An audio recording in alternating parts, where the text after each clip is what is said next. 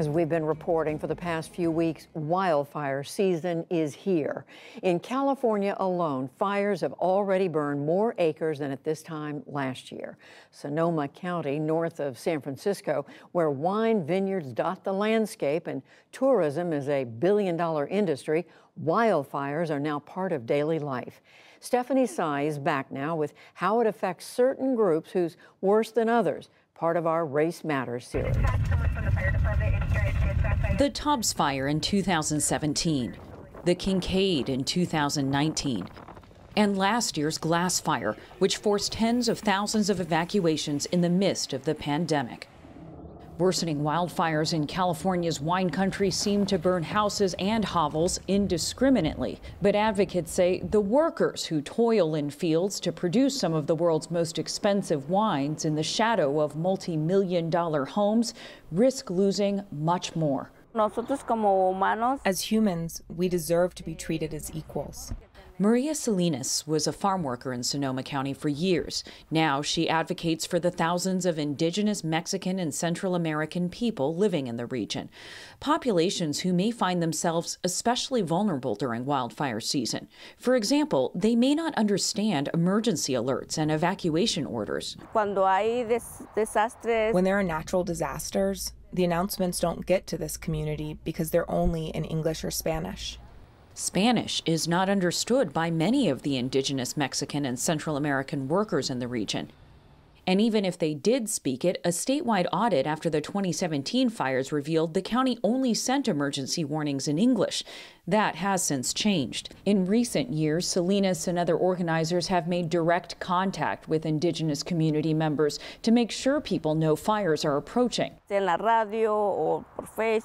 the radio or on Facebook, they're saying that people need to evacuate or go to a shelter, but these messages are never translated into indigenous languages. Also, many indigenous people feel uncomfortable going to shelters because no one speaks their language. Even when they do get the message, there are additional concerns, especially for the some 40,000 undocumented immigrants in the county. They fear that immigration authorities will ask for their documents or question them about their status. To live here as an immigrant without papers is very scary. Another vulnerability here is economic. The loss of work during wildfires can be devastating, and the fire season often coincides with the wine harvest. Harvest season for farm workers is one of the most critical times for income generation during the entire season.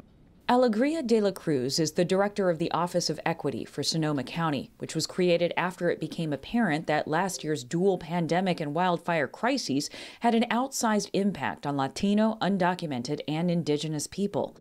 She says farm workers are protected by California's relatively strict labor laws, even if undocumented, but enforcement often lags. We have the strongest labor laws in the country, and they're still not enough. We don't have the sufficient amount of enforcement resources to make those rights true, right, to make them real. Advocates say with another wildfire season upon them, not enough has been done to protect the workers who are the backbone of the wine country economy. Grapes don't like smoke. In the past, certain wineries might be granted access to their vineyards even if they fell in evacuation zones. Workers might find themselves trying to save the grapes near wildfires while potentially endangering themselves. When the fires started coming, we were called into work.